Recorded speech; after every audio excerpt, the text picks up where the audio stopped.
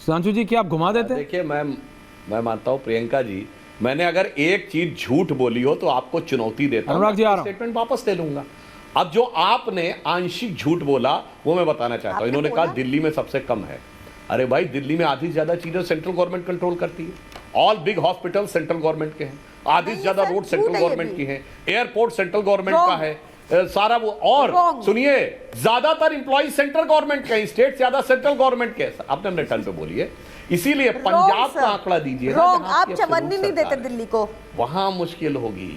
इसीलिए चलिए कोई बात नहीं, आप एक बड़ा हॉस्पिटल बता दीजिए जो 10 साल में बनवाया हो आम आदमी पार्टी ने, एक बड़ी इंडस्ट्री दो बता दीजिए, बताइए। बुराड़ी हॉस्पिटल, एक बड़ा हॉस्पिटल, एक बड़ी इंडस्ट्री, एक बड़ी यूनिवर्सिटी, बताइए। बुराड़ी हॉस्पिटल अभी गूगल कर लीजिए सर। बुराड़ी हॉस्पिटल 768 बेड्स, अभी देख लीजिए सर। अरे भाई बैठ कर एक बड़ा हॉस्पिटल बताइए ना जो सरकार ने बनाया, और एक बड़ी इंडस्ट्री जिसने जॉब क्रिएट किया, बताइए। एक बताइए सर। सब तो अगल बगल हो रहा है, गुड़गांव में, नोएडा में, फरीदाबाद में, वहां से जॉब क्रिएट। बताइए ना, बताइए। अगर दिल्ली में इंडस्ट्री नहीं है तो दिल्ली में पोल्यूशन के लिए रिस्पांसिबल कौन है? अगल बगल क्या हो रहा है। इसीलिए मैं कह रहा हूं, ये आपने बड़े तरीके से वील्ड सर, हमने ईवी, कोई बात नहीं, पंजाब का बताइए ना जहां एब्सोल्यूट सरकार है, टोटल। आज मैं बताता हूं आपको पंजाब में कितना था इन्वेस्टमेंट। बायोमास प्लांट्स लगे 23,000 करोड़ रुपए था अमरिंदर सिंह के जमाने में, आज 3,500 करोड़ रुपए आ गया है बिजनेस का इन्वेस्टमेंट।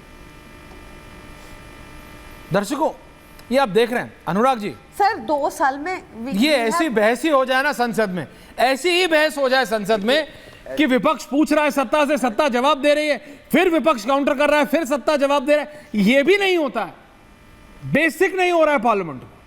अनुराग जी, ये इसलिए वो इसलिए यहाँ हो डिबेटों में हो जा रहा है, संसद में नहीं हो रहा है। अमेजिंग कि सुधांशु, क्योंकि यहाँ पे वो इसलिए हो रहा है क्योंकि यहाँ डिबेट चल रही है और हम लोग आप चलाने दे रहे हो, इसलिए चल रही है।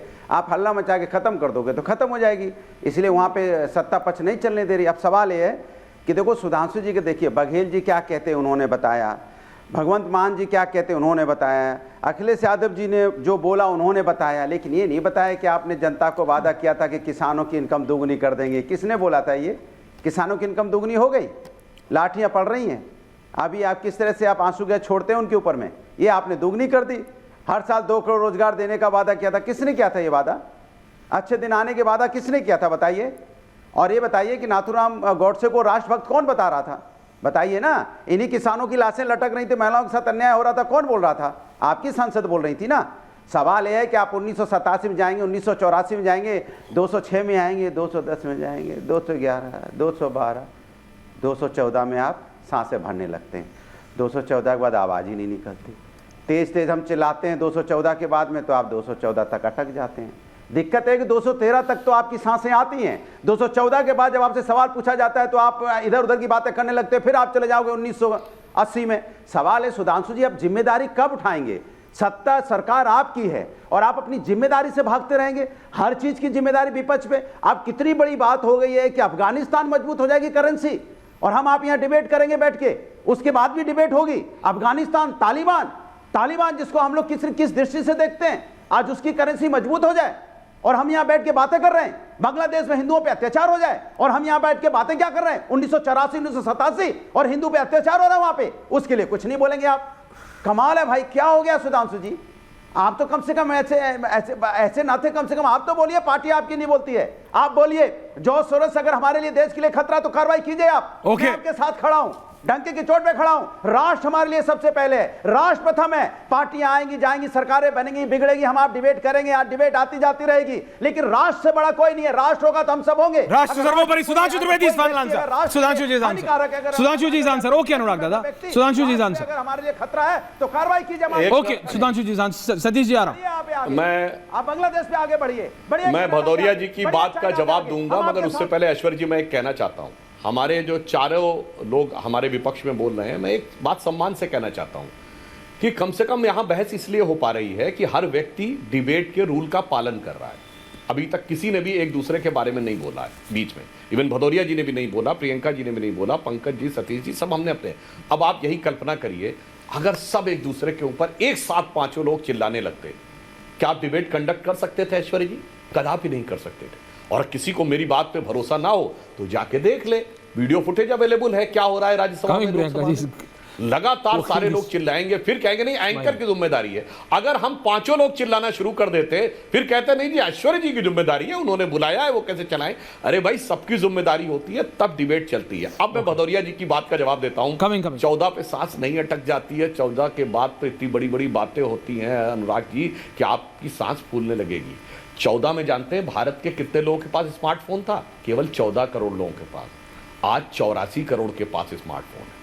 14 में कितना इंटरनेट कनेक्शन था? 10 करोड़ लोगों के पास। 1 अरब 4 करोड़ लोगों के पास इंटरनेट कनेक्शन है। आपको पता है कि 14 में कितने लोगों के पास बैंक खाते थे? आज 54 करोड़ लोगों के पास है। केवल 7-8 करोड़ लोगों के पास खाते थे। आपको पता है कि 14 में कितने एयरपोर्ट थे? केवल 74 थे। आज 150 हैं। 14 के बाद 7 नए एम्स, 300 नए मेडिकल कॉलेज बने हैं। 14 में जो प्रति व्यक्ति आय 84,000 रुपए थी, आज 2.25 लाख रुपए है। 14 में हम 11वें नंबर की अर्थव्यवस्था थे, आज 5वें नंबर की अर्थव्यवस्था है। चौथे बड़े स्टॉक एक्सचेंज हैं, तीसरे बड़े ऑटोमोबाइल के मैन्युफैक्चरर हैं। आज भारत में 8 करोड़ परिवारों के पास एक मोबाइल है, ऑटोमोबाइल है, यानी स्कूटर, 2 व्हीलर या 4 व्हीलर।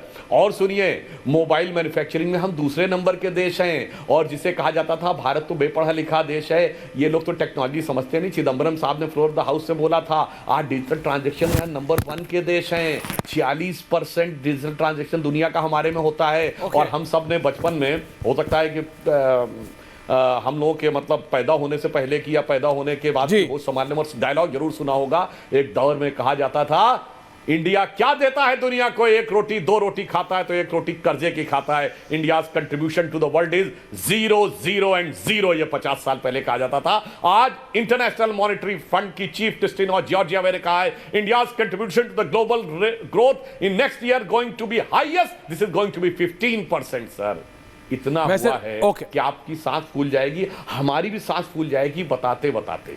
इसलिए आप लोग अपनी सांसें ना फुलाएं, स्टे हेल्दी। सारी बातें तथ्यात्मक भी हैं, मगर अफसोस की बात है कि अनुराग भदौरिया जी की पार्टी ने कोई एक दिखाए नोटिस जो महंगाई और विकास के लिए दिया हो। वो नहीं देते हैं, मैं बोल चुका हूं। सिर्फ संबंध और सिर्फ संबंध। सतीश जी 10 सेकंड्स। सतीश जी एक लाइन बोल रहे थे, अनुराग जी बोल रहे थे। अरे भाई, सतीश जी, अरे भाई गलत करते हैं भाई, एक ही लाइन बोलना है मुझे। अब अगर सुधांशु जी को बुलाना है तो हम लोग को क्यों बुलाते हो? तो गलत बात है। अरे कहीं नहीं बोला भैया, आपने पहले बोला। ये सुधांशु जी, क्या आपने इनकी बहस सुनाई है? नहीं सुधांशु जी, आपने इनकी बहस सुनाई है। गलत बात है। नहीं, आपने इनकी बहस सुनाई है। आप 30 सेकंड बोलते हैं तो ये 30 मिनट बोलते हैं। दिक्कत क्या है? ये कोई पर्सनल है? नहीं, देयर इज समथिंग पर्सनल। मैं सिर्फ इतना कह रहा हूँ। हाँ सतीश जी, मैं अगर मेरी बात सुनी जा रही है, रूल्स बोलिए। एक लाइन गुरुदेव बोलिए। एक प्रस्ताव है। हाँ बोलिए। प्रस्ताव है कि इतना बखान करके इसी में संसद में बहस नहीं हो पाती जो अभी भदौरिया जी ने शुरू किया। आपने ज्यादा तारीफ कर दी। जेपीसी का निर्माण हो और अध्यक्ष बना दिया जाए सुधांशु जी को। Okay Priyanka ji, okay Priyanka ji ending comments. Priyanka ji wanted to make a point. Priyanka ji, Anurag ji एक शब्द ऑन एयर किया। Thank you very much Priyanka जी।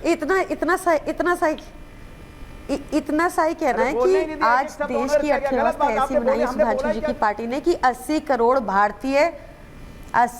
भारतीय फ्री अनाज पर मोहताज हैं। तो क्योंकि इंटरनेट सबके पास है तो उनको इंटरनेट से जॉब डाउनलोड कर लेनी चाहिए। फिर इंटरनेट से जॉब डाउनलोड करनी चाहिए। दैट्स अ बैक एंड जो आखिरी में आम आदमी पार्टी ने बीजेपी को दिया। अनुराग दादा, शुरुआत आपसे करो, अंत आपसे करो, और क्या चाहते हो? ये सब पॉडकास्ट की दिक्कत है, मैं बता रहा हूँ। सुधांशु जी, आप भी बहुत पॉडकास्ट करें, लेकिन ये आप में आया नहीं। ये सब ना पॉडकास्ट की दिक्कत है। ये 50-50 मिनट लगातार जो सिंगल मैन वाला सिस्टम है ना, ये आप लोग फिर डिबेट के सिस्टम होता नहीं है। थोड़ा हम पे थोड़ा सा दया कीजिए। बहुत बहुत धन्यवाद आप सबका। Thank you very much.